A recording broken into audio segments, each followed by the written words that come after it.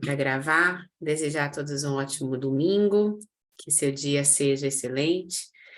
Esse dia, excepcionalmente, nós estamos estudando a Bíblia no domingo, mas o dia correto desse estudo é às quartas-feiras. E a lição que nós separamos, né, a sequência de hoje, gente, é a origem do mal. O que a gente fala qual que é o assunto, né, o motivo para se falar sobre a origem do mal? Primeiro, de que forma que isso aconteceu, quando entrou no mundo. E aí tem uma historinha, deixa eu mutar aqui meu WhatsApp. Tem uma historinha que fala assim, ó, quando você vai andar com o seu filho, quem é mãe aqui, ou quem às vezes está com uma criança, quando você vai atravessar uma avenida que está muito movimentada, qual é a forma que você se dirige? Você se dirige pegando a mão dessa criança. Você está ali atento, é difícil uma pessoa que está com uma criança atravessando a rua, de repente soltar a mão ali e ficar, deixar a criança atravessar sozinha, a menos que já seja uma criança maiorzinha, né? Mas os pequenos, além de segurar a mão, muitas vezes nós também seguramos na roupa. O meu filho não gosta, mas dependendo da situação, eu seguro na roupa dele, eu pego na roupa dele e falo, vem cá, a gente vai atravessar essa rua. E aí, nessa história, imagina que alguns assaltantes, eles abordaram um carro ali naquela rua movimentada, movimentada, e tiraram essa mulher do volante. Tudo isso aconteceu muito rápido. Não deu tempo de tirar o filho do carro. Como ele estava preso ali ao cinto de segurança, e a mulher do lado de fora do automóvel, o garoto é arrastado a avenida fora. Essa cena eu vi aqui, perto da minha casa, uns anos atrás, um assalto onde a criança estava dentro do carro e dentro preso na cadeirinha, e os assaltantes não tinham paciência de esperar a criança ser retirada, e ali foram arrastando aquela mãe quase que pendurada pelo vidro, tentando tirar o seu filho que estava preso dentro do carro. E ela falando a todo tempo, leva o carro, mas deixa eu tirar meu filho. Quando a gente vê uma cena como essa, tem pessoas que podem se questionar assim, ó, onde que estava Deus quando isso acontece? Você já se fez essa pergunta em algum momento? Quando a gente vê guerras, agora a gente está vivendo uma guerra meio velada, quase não se fala sobre ela na Ucrânia. Por alguns momentos foi o boom da informação, mas depois parou-se de falar. Hoje é um assunto que quase não é dito, mas as pessoas continuam lá vivendo aquela situação. Aonde está Deus? Quem que é o responsável por essa maldade? Guerras que matam milhões de inocentes, a desigualdade social, as pessoas passando fome em países como a Argentina, aqui do nosso lado. Uma vida sem sonhos.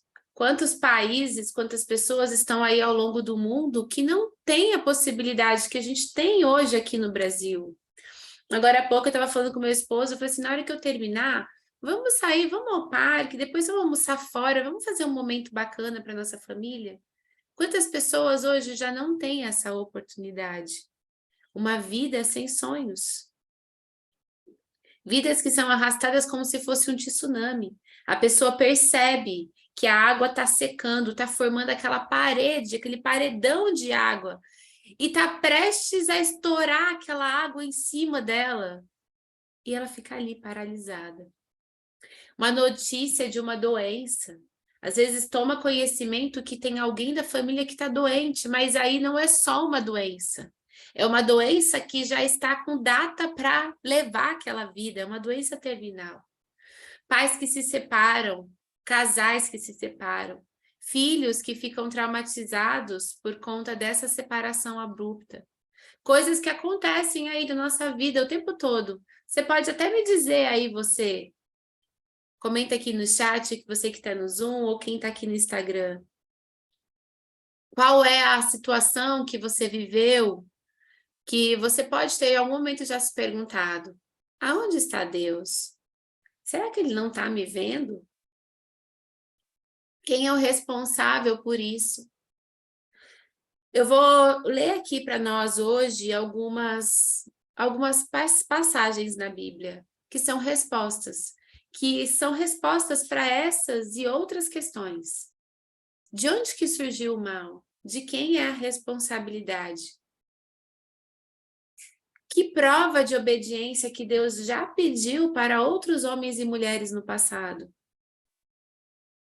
Quando nos tornamos as pessoas que são pecadoras, qual é a consequência do pecado? E como nós podemos vencer nos dias de hoje o pecado?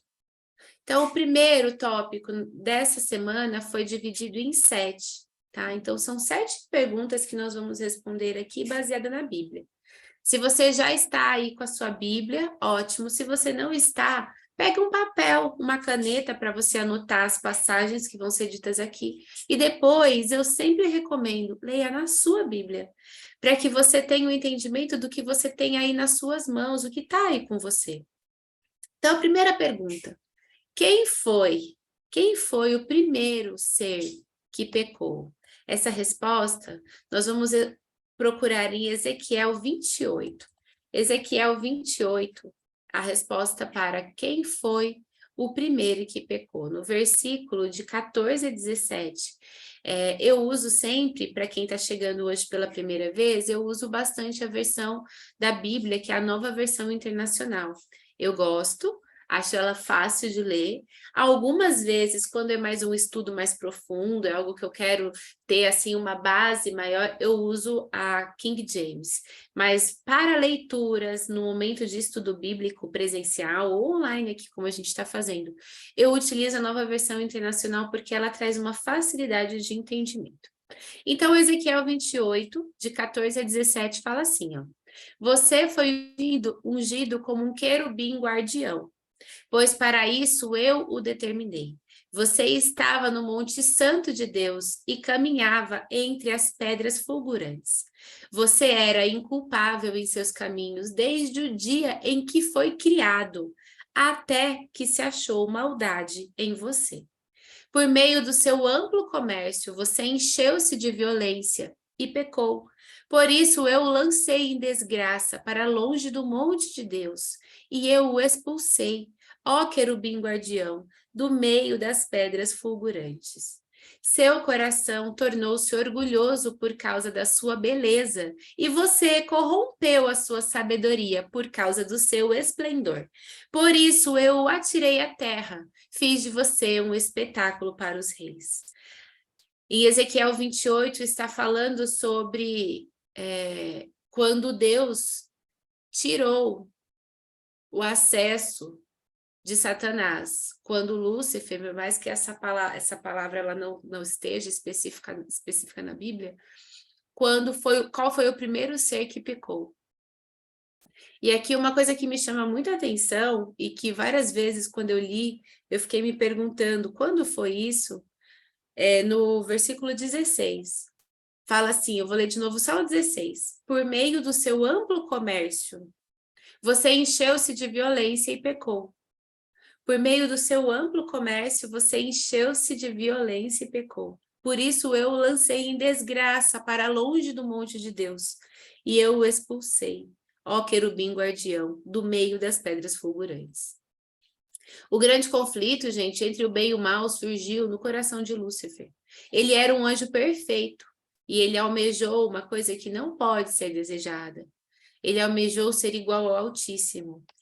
E em Isaías 14 fala sobre isso, sobre quando ele desejou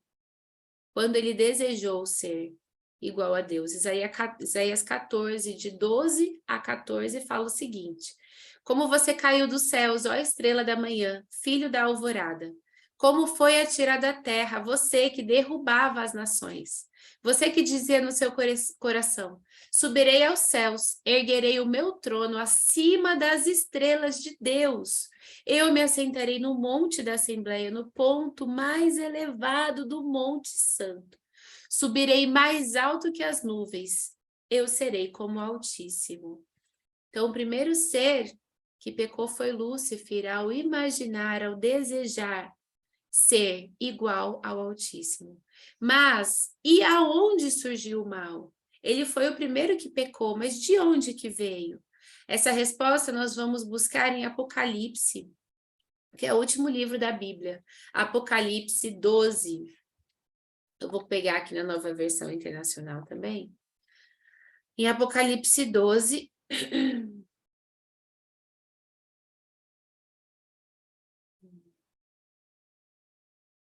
Não, eu queria na Nova Versão. Só um minutinho, gente, que eu acabei abrindo na outra versão aqui. Eu quero na Nova Versão. Pronto, agora foi. 12, de 7 a 9, ele fala assim, ó. Houve, então, uma guerra no céu. Miguel e seus anjos lutaram contra o dragão, e o dragão e os seus anjos revidaram. Então, quando começou? No céu. Mas estes não foram suficientemente fortes, e assim perderam o seu lugar no céu. O grande dragão foi lançado fora. Ele é a antiga serpente chamada Diabo ou Satanás, que engana o mundo todo. Ele e os seus anjos foram lançados à terra. O pecado ele surgiu no céu, devido a uma escolha de um ser que foi criado, que ele escolheu rebelar-se, ele escolheu ir contra o governo de Deus. E como resultado dessa rebelião, como resultado desse desejo que nasceu no coração dele, Satanás e os seus anjos eles foram expulsos do céu. E eles foram lançados para o nosso planeta que estava ainda recém-criado. E aí o pecado aconteceu na Terra. O que prova de obediência que Deus pediu para Adão e Eva? Quando Adão e Eva estavam já no jardim, qual foi a prova de obediência que Deus pediu para eles? Porque havia acontecido esse desejo no coração de um outro ser criado. Lembra que lá o primeiro versículo que nós lemos em Ezequiel 28 falava assim, ó, no capítulo 15, Ezequiel 28, capítulo 15. Você era inculpável em seus caminhos desde o dia em que foi criado. Então, Satanás, ele foi criado por Deus. E não havia culpa nos seus caminhos, até que se achou maldade nele. Então, quando Deus criou Adão e Eva, ele também colocou ali uma prova de obediência. Em Gênesis 2, de 15 a 17, fala sobre essa prova de obediência que Deus pediu para o primeiro casal que estava lá no jardim. Gênesis 2, de 15 a 17, fala assim, olha. O Senhor Deus colocou o homem no jardim do Éden para cuidar dele e para cultivá-lo. Deus já havia preparado tudo, tinha tudo ali para eles. E ele deu para eles o cultivo, a manutenção, o cuidado. E o Senhor Deus ordenou para o homem assim: coma livremente de qualquer árvore do jardim, mas não coma da árvore do conhecimento do bem e do mal, porque no dia em que dela comer, certamente você morrerá. Essa foi a primeira prova de obediência que Deus pediu para esse casal. E então aconteceu o primeiro pecado na terra. O primeiro pecado na terra está relatado em Gênesis 3, de 4 a 6. Fala assim, ó. Disse então a serpente à mulher: certamente vocês não morrerão. Então Deus havia dito em Gênesis 2, se você comer, você vai morrer. E a serpente veio e falou: certamente não morrerão. Deus sabe que no dia em que vocês comerem esse fruto, os seus olhos se abrirão e vocês serão como Deus. Lembra o desejo de Satanás? Em Isaías 14, ele falava assim, ó, subirei mais alto que as nuvens, eu serei como Altíssimo. E para Eva, ele diz, seus olhos se abrirão e vocês serão como Deus, conhecedores do bem e do mal. Então percebe aqui a relação do desejo dele, qual era o seu desejo e o que ele colocou no coração da mulher? Com outras palavras, de um outro jeito. O homem foi criado perfeito. O homem foi dotado por Deus com a capacidade de fazer as suas escolhas. O homem pode escolher. Em Salmos 8, no versículo 5, fala assim, olha, sobre a nossa possibilidade de escolha. Tu o fizeste um pouco menor do que os seres celestiais e o coroaste de glória e de honra. Isso aqui é sobre o homem. É a forma que Deus nos criou. Ele nos criou um pouco menor do que os seres celestiais. Ao ser tentado por Lúcifer e cair em tentação, o primeiro casal cometeu o pecado da desobediência. Aceitou no tentador, acreditou no tentador e desconfiou da palavra de Deus. Eles acharam que poderia ser que Deus talvez não estivesse falando a verdade para eles. Poderia ser que o que eles queriam, talvez eles gostariam de ser como Deus também. Como resultado, eles sofreram consequências. Dentre elas, uma das consequências é a separação de Deus. A partir de então, o pecado trouxe todas as tragédias que nós vivemos hoje. A separação de Deus é falada em Isaías 59. Isaías 59 fala sobre a separação de Deus do homem. No versículo 2 de Isaías 59, fala assim: mas as suas maldades separaram vocês do seu Deus. Os seus pecados esconderam de vocês o rosto dele, e por isso ele não os ouvirá. Então, quantas vezes a gente gostaria, ou hoje eu escuto as pessoas me perguntarem isso: Anne, como eu escuto Deus? Como eu posso sentir Deus na minha vida? Nosso empecilho está demonstrado aqui em Isaías 59. As suas maldades separaram vocês do seu Deus. E não é só do Deus, não é só daquele Deus na época dos nossos antepassados. É até os dias de hoje. É agora. É você querer ter esse contato e parece que é inatingível, parece que é algo inalcançável. O primeiro pecado de Adão e Eva foi a desobediência, conforme fala na Bíblia. Em Gênesis 3, conta. Mas há pouco tempo atrás eu escutei uma reflexão que fez muito sentido. Primeiro, se Adão e Eva estivessem fazendo aquilo que Deus os mandou, que era cultivar a terra, se eles estivessem em unidade, como Deus disse que era para eles estarem juntos, eles talvez não teriam caído nesse pecado. Se eles estivessem desfrutando daquele local, aproveitando para que eles gostariam, para que eles desejariam ser igual a Deus, porque isso tocaria no coração deles. Então, isso trago agora uma reflexão para nós.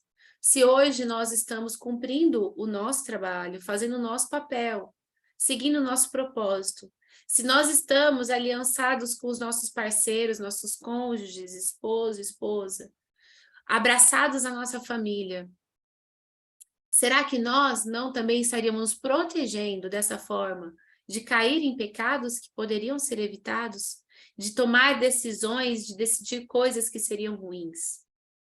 Mas então vem o pecado no coração. Quando nós hoje nos tornamos pecadores?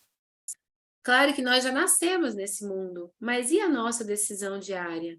Em Salmo 51, 5, fala a respeito disso. Salmo 51. Sei que sou pecador desde que eu nasci. Bom dia. Desde que me concebeu a minha mãe. Então, sim, nós já somos pecadores desde o nosso nascimento. Nascemos nesse mundo. Foi aqui de onde nós viemos. Todas as histórias para trás dos nossos avós, bisavós e toda a nossa linhagem está envolvida no pecado. Desde pequenos, precisamos nos esforçar para não cometer pecado, seja em pensamentos, palavras ou em ações. Essa é a condição do ser humano. Já estamos designados para viver aqui nessa terra. Meu filho tem 5 anos e eu ensino para ele o certo e o errado. E tem alguns momentos que ele olha assim para mim e ele sabe que ele está mentindo. E o pior é que ele sabe que eu sei que ele está mentindo. E às vezes eu falo para ele assim, filho, você sabe que a mamãe te conhece? E eu falo uma frase assim para ele que geralmente ele cai a ficha quando eu falo. Você nasceu de dentro de mim. Eu sei, eu conheço você. Eu sei cada gestinho que você está fazendo, eu sei quando você está falando a verdade. E aí ele fala, não, mãe, mas é porque... E aí vem os porquês, né? E aí ele explica todo aquele cenário para justificar o porquê que ele não havia falado a verdade desde o início. Mas e a próxima pergunta? Nós nos tornamos pecadores desde a barriga da nossa mãe. Mas e qual que é a consequência do pecado? Tudo que a gente faz, todas as ações que nós fazemos, elas têm consequências. Seja uma ação boa, você se relacionando aí hoje com seu esposo, sua esposa. Você, homem, vai lá lavar a louça ao final do almoço. Você, mulher, prepara um almoço bonito, uma mesa posta, algo que você sabe que a sua família gosta. Vai gerar uma consequência. Um momento de intimidade, um momento de confraternização. E da mesma maneira o pecado. Em Romanos 6, nós vamos ver sobre qual é a consequência de viver em pecado, porque nascer no pecado nós já nascemos. Não tem como a gente sair dessa condição, porque não foi escolhida por nós. Nós já nascemos nesse formato, dessa forma. E Romanos 6, 23 fala assim: pois o salário do pecado é a morte, mas o dom gratuito de Deus é de graça, é a vida eterna em Cristo Jesus, o nosso Senhor. Então, qual é a consequência do pecado? É a morte.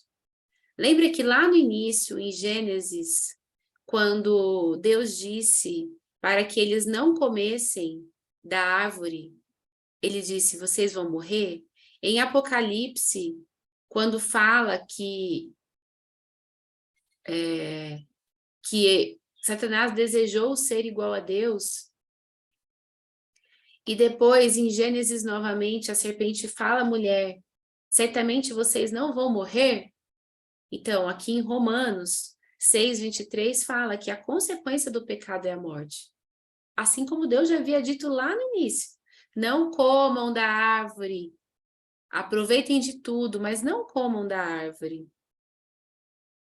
E aí a gente comeu, os nossos antepassados comeram.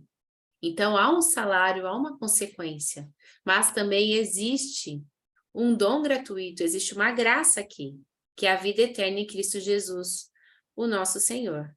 A morte eterna, ela é o salário do pecado, é o pagamento pelo pecado, é a consequência.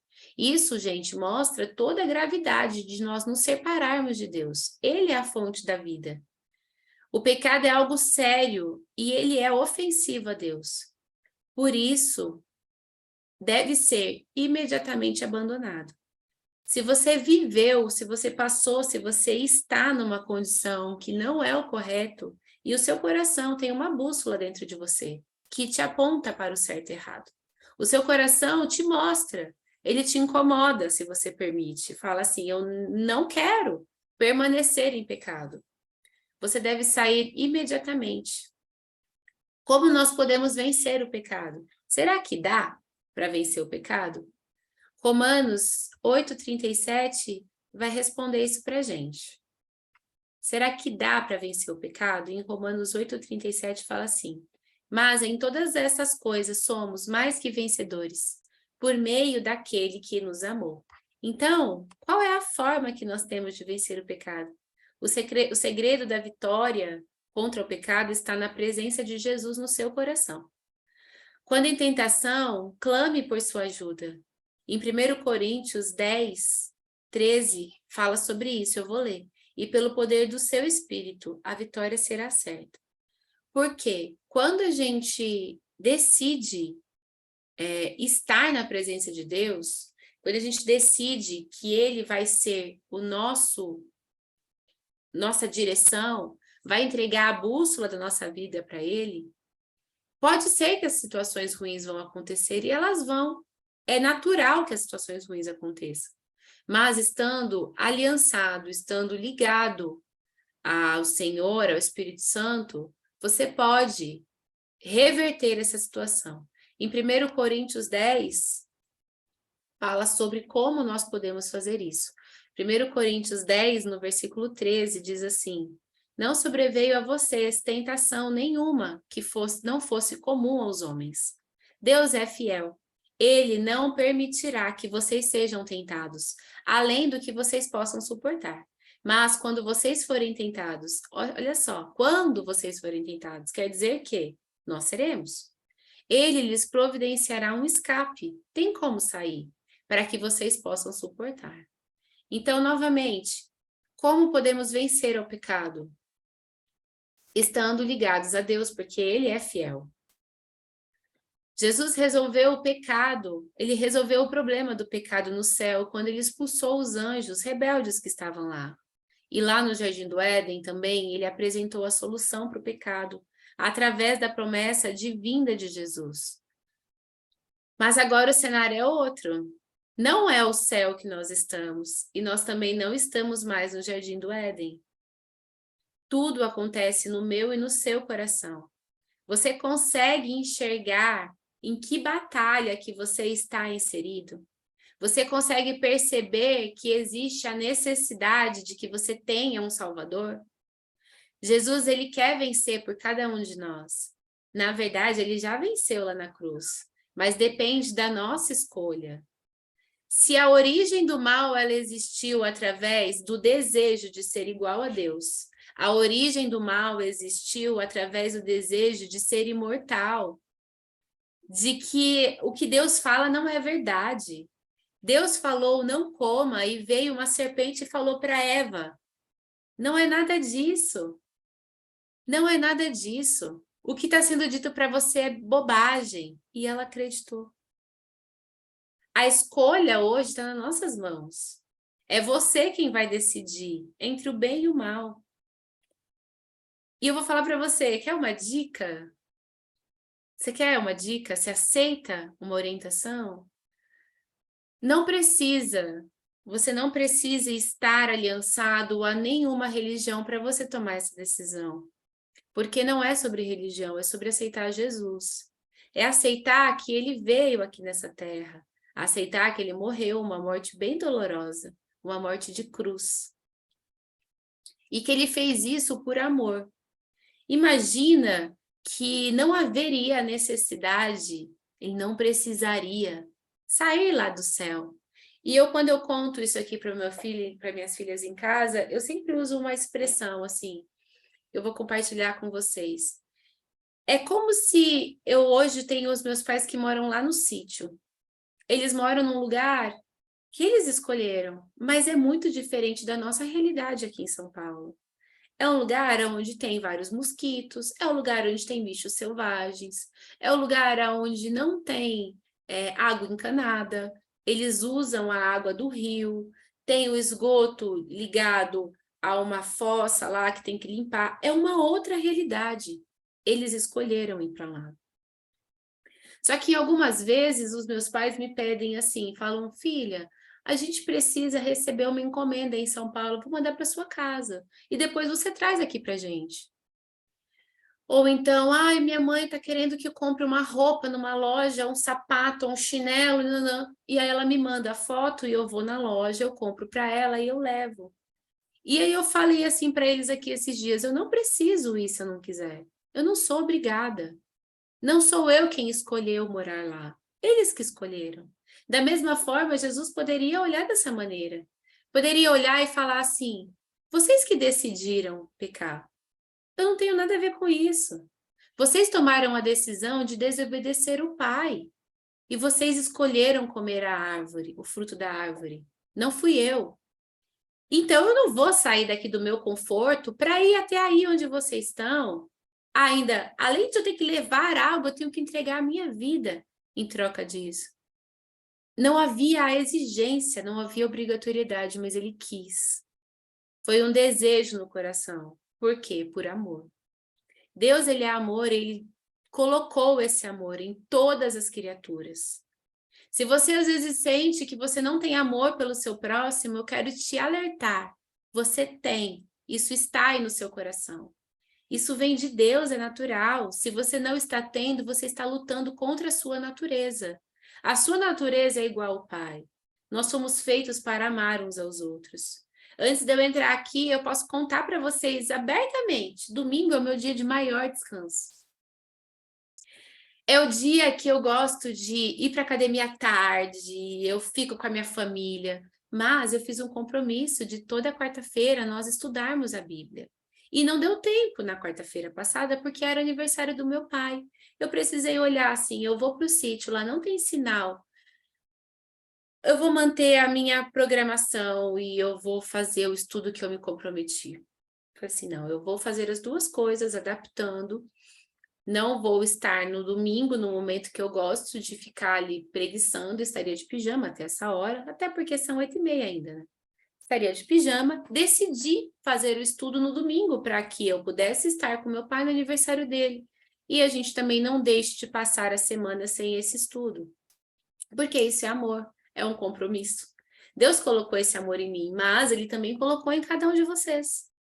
Nós temos que decidir amar ao próximo, como nós amamos a nós mesmos. Além do ser humano, Deus tem também outras criaturas, outra classe de criaturas, que são os anjos. Os anjos, gente, eles são seres espirituais. Nós também somos, mas eles são extremamente, o corpo deles não é igual ao nosso. É o espírito que habita em nós, que é igual ao mesmo espírito do Senhor. E eles possuem diversas funções. Os anjos têm função de proteger, ele tem função de servir os filhos, nós somos servidos pelos anjos.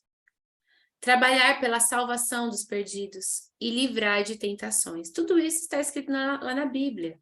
Quais são as funções? Vou falar para vocês, novamente, as funções dos anjos. Servir os filhos de Deus. Nós somos filhos de Deus. Trabalhar pela salvação dos perdidos. Livrar das tentações. O pecado, ele surgiu de uma forma misteriosa lá no céu. A gente tem pessoas, às vezes, que ficam tentando imaginar como foi, de que maneira veio. E lá em Apocalipse 12, no verso 7, fala que houve uma guerra. Mas essa guerra, ela começou de onde? De onde veio essa guerra? Essa guerra, ela fez com que um dos anjos fosse jogado para fora do céu, junto com todos aqueles que estavam o apoiando. Ele possuía, esse anjo, Satanás, enquanto era anjo de luz, ele possuía abaixo de Jesus a mais alta honra entre os seres celestiais. Era o primeiro dos querubins. Assistia diante de Deus, ele estava ali diretamente ligado ao Pai. E por que ele tomou essa decisão? Lúcifer, o nome Lúcifer é um termo, gente, que vem do latim, que quer dizer portador de luz. Esse termo em específico, ele não está escrito na Bíblia. Ele é chamado lá na Bíblia de estrela da alva. É escrito também como diabo. Ele é descrito como caluniador e também como Satanás. Satanás quer dizer adversário. Como resultado no orgulho do coração, posso, Mari? Vou falar. Como resultado no orgulho do coração, ele desejou ser igual a Deus. Talvez ele estava tão alto e tinha tantas pessoas abaixo dele, haviam tantos anjos abaixo dele, que ele falava assim, eu já sou como Deus, não tem ninguém acima de mim. E aí veio esse desejo de se tornar como Deus. Então ele foi expulso e foi lançado à terra.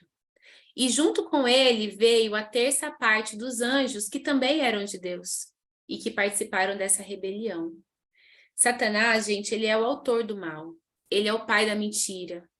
Em João 8:44 fala sobre isso. Muitas vezes tem pessoas que gostam de brincar e falam, é só uma brincadeirinha.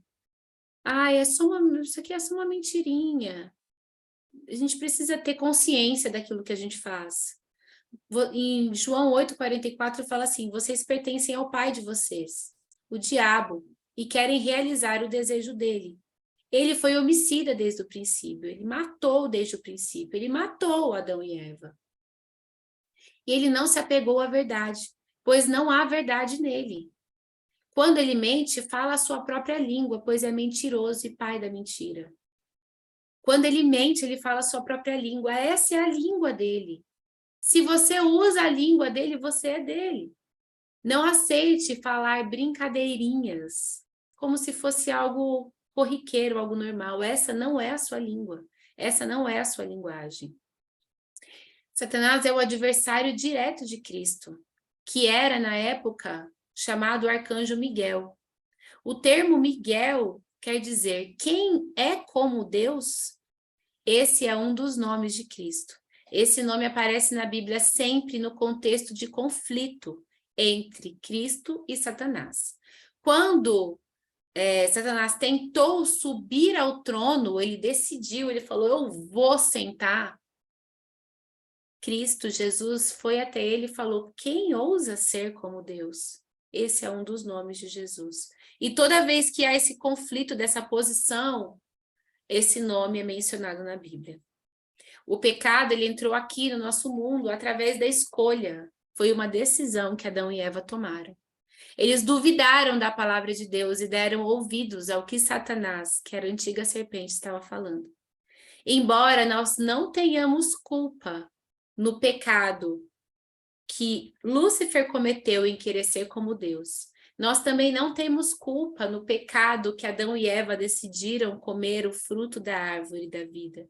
Mas nós somos pecadores por viver aqui e sofremos as consequências do pecado. Mas o que é pecado? Na Bíblia tem algumas definições que falam assim, que é errar o alvo, que é transgressão, romper os limites, quer dizer iniquidade.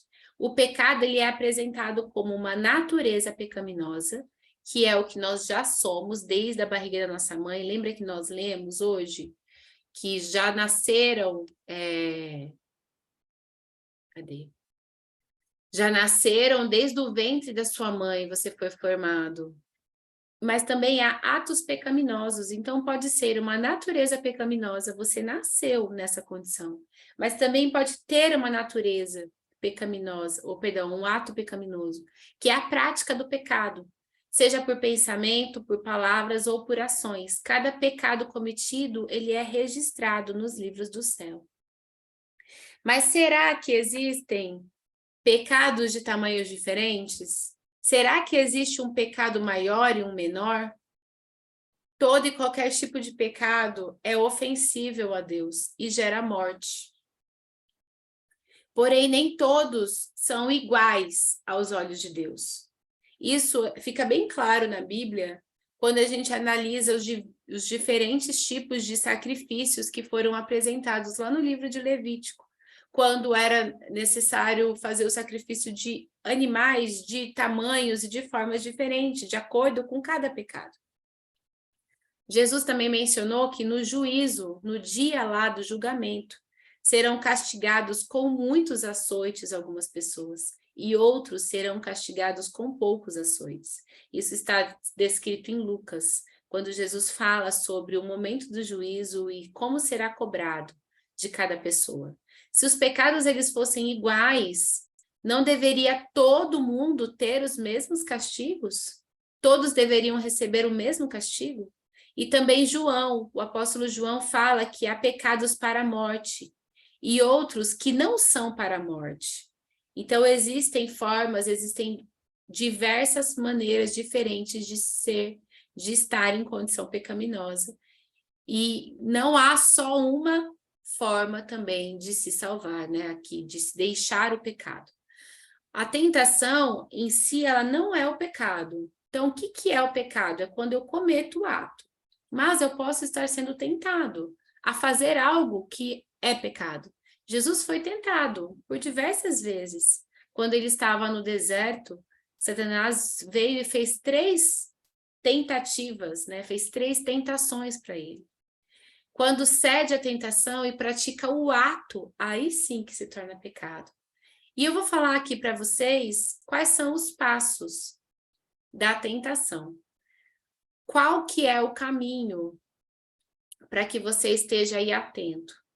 A ação, a prática do pecado, ela acontece. Esse é o último degrau a ser subido. O primeiro, atenção, esteja atento, pode ser uma indução interna.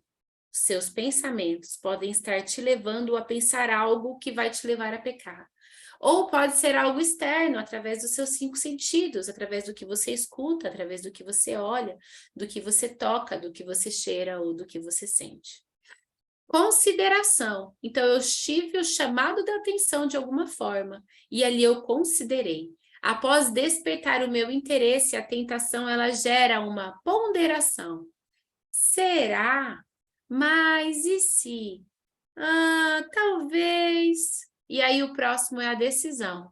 Depois que eu fui atraído, depois que eu tive a consideração, a ponderação, a pessoa ela toma a decisão de praticar o pecado. Então, além dela decidir, muitos pecados não são imediatos. Eu tive atenção tomada para aquilo, eu considerei, eu decidi, e eu ainda vou ter que planejar como eu vou fazer. A pessoa que decidiu pecar, ela planeja quais vão ser as suas ações, ela sabe qual é o caminho, o que ela vai fazer para cometer aquele ato. E então acontece o ato do pecado. Então, se a gente tem consciência, podemos em alguma dessas fases, tomar a decisão de interceptar, falar assim, tá, eu fui atraída para isso, mas na hora que eu considerei, eu corto. Ou na hora que eu decidi, eu falo, não, eu não vou decidir esse negócio, tira. Ou mesmo se eu estiver planejando fazer, eu tenho o poder de cortar e não permanecer. Nós vivemos em meio a um grande conflito. Tem um livro que eu gosto bastante, que eu até estou planejando estudar ele com vocês, será em um outro dia, tá? Porque eu não quero deixar de fazer estudo bíblico, mas eu quero separar algumas partes desse livro para ler aqui na rede social mesmo, porque eu sei que muitas pessoas não vão ter acesso a esse tipo de informação, que chama O Grande Conflito, que conta a história desde lá atrás, desde do Jardim do Éden, quando gerou essa inimizade entre o homem e Satanás, esse desejo de aniquilação da raça humana. É esse o desejo que ele tem. Ele olha para nós e fala, não vão crescer, não vão construir nada, não vão prevalecer. O desejo dele é de matar, roubar e destruir. Então, nós vivemos em um grande conflito entre as forças do mal e do bem. E segundo a Bíblia, a nossa luta não é contra sangue e carne. Se você olha aí para alguém que está fazendo mal para você e você acha que essa pessoa que deseja o seu mal, eu quero abrir seus olhos nesse domingo. Não é sobre sangue e carne. Não é a pessoa que você está enxergando que está desejando o seu mal. É algo muito maior que está por trás disso.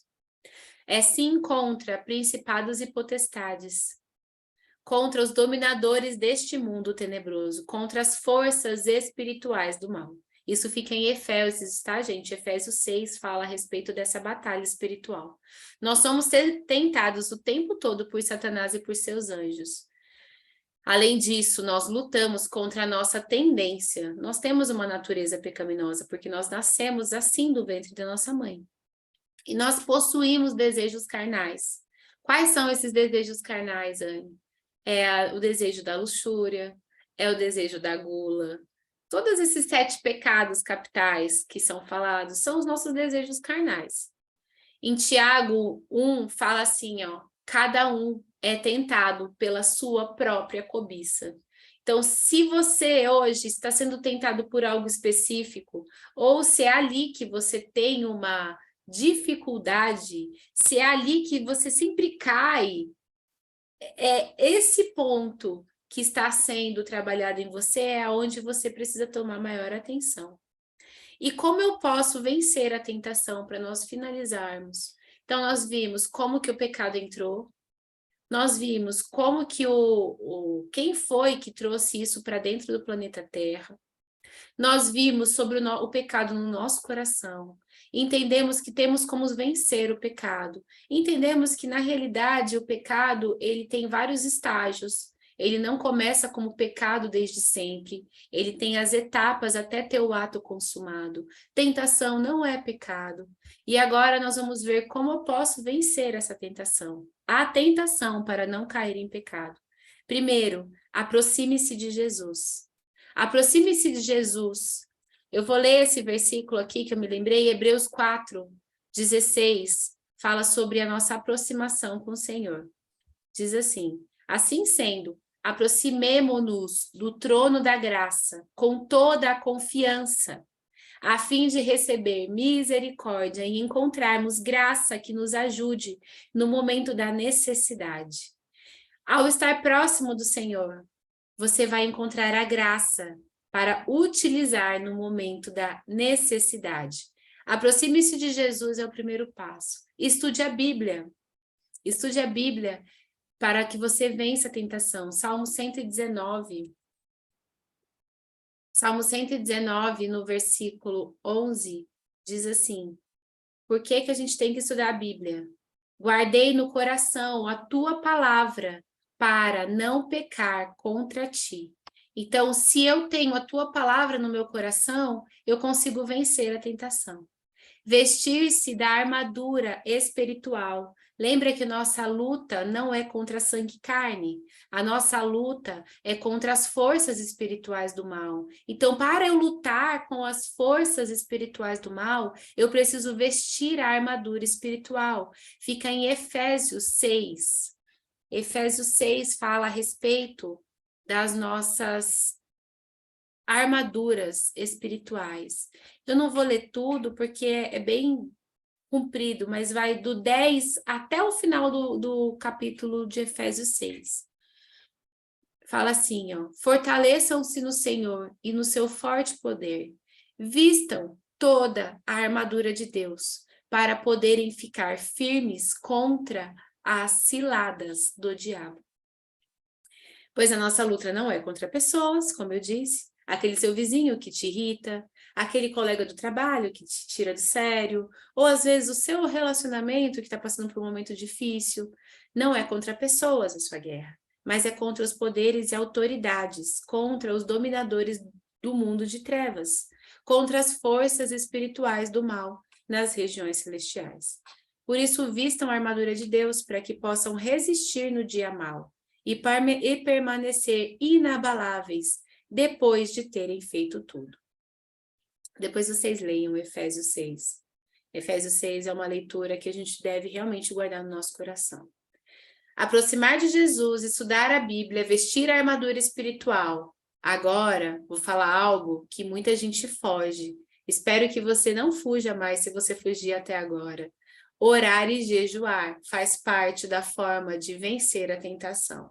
Em Marcos 9, fala sobre por que nós devemos orar e jejuar. Marcos 9, no verso 29, fala assim: ele respondeu: essa espécie, esse tipo, só sai pela oração e pelo jejum. Tem coisas que não vão ser resolvidas só com a oração. Precisa da oração e do jejum. Tem coisas que não vão ser resolvidas só com a leitura da palavra. Você vai precisar orar e jejuar. Aproximar-se de Jesus, estudar a Bíblia, vestir da armadura espiritual, orar e jejuar. 5. Quinto passo, fugir da impureza. Como, Anne, que eu fujo da impureza? 1 Coríntios 6.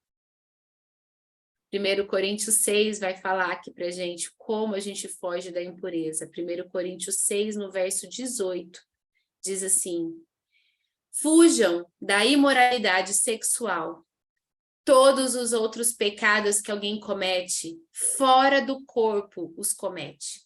Mas quem peca sexualmente, peca contra o seu próprio corpo. E por que você não pode pecar contra o seu próprio corpo? Você sabe? Você sabe? Acaso você não sabe que você é templo do Espírito Santo? Ele habita em você? Ele foi dado por Deus?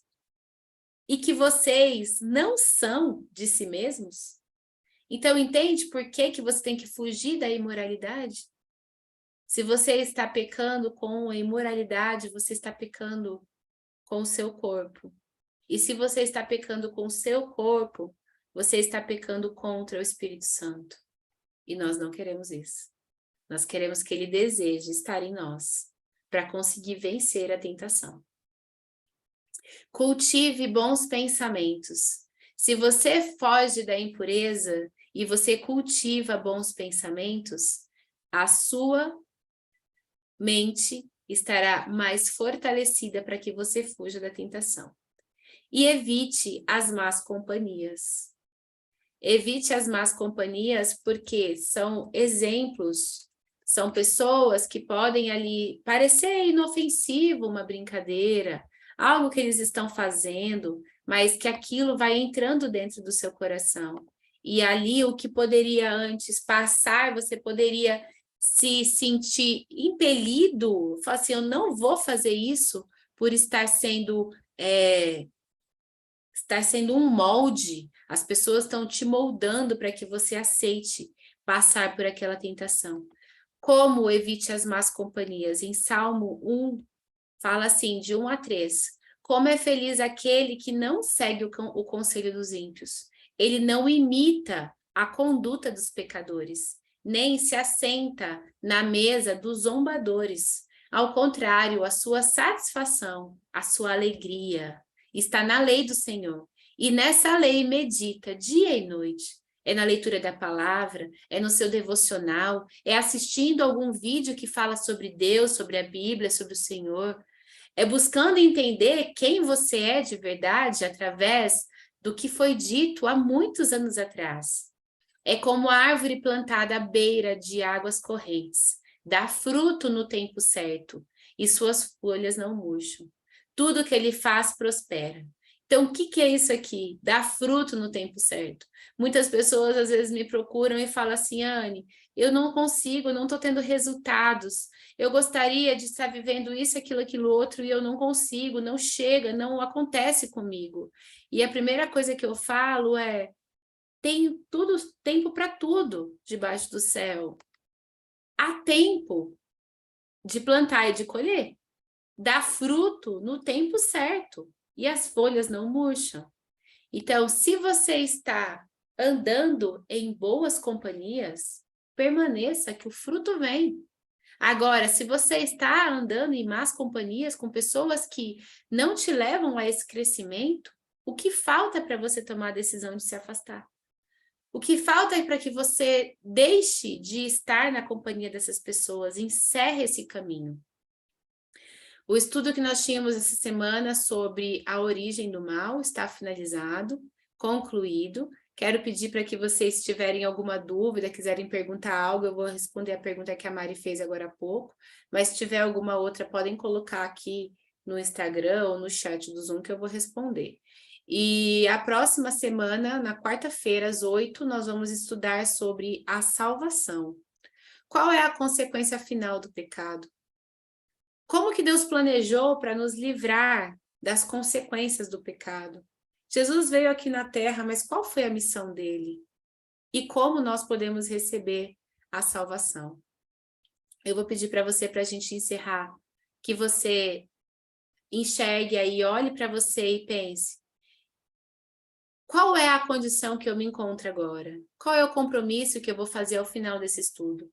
Eu entendo que eu sou uma pessoa que está em pecado, e eu preciso de Deus, eu preciso de Jesus.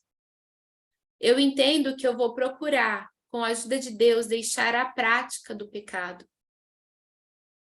Sonda aí seu coração, vê qual resposta se encaixa mais em você, ou se as duas. E como se tivesse uma caixinha para você marcar. Faz um X. Dá um tique no checklist, aonde você se encaixa melhor. Eu sou uma pessoa que está em pecado e preciso de Jesus. Essa é a caixinha 1. E a caixinha 2. Eu vou procurar, com a ajuda de Deus, deixar a prática do pecado. Pai, te agradeço por esse momento, por essa leitura, que os corações estejam sendo alimentados pelo Senhor e que eles desejem procurar na tua palavra as respostas, assim como eu tenho feito. São tempos de guerra, mas nós estamos nos vestindo da sua armadura. Eu peço, Pai, que nenhum dos que estão aqui, dos que passarão por essa mensagem, que vão ler ou que vão ouvir aquilo que está sendo falado aqui, que nenhuma dessas pessoas, ao passar aqui, deixem de receber parte da sua armadura. Que o Senhor nos fortaleça, nos dê mais entendimento sobre a tua verdade. A tua verdade é luz para o nosso caminho. Te agradeço por esse dia, faça esse dia ser extraordinário na vida de cada um de forma singular. Obrigado por tudo. Amém. Eu vou encerrar a gravação para poder subir o vídeo lá no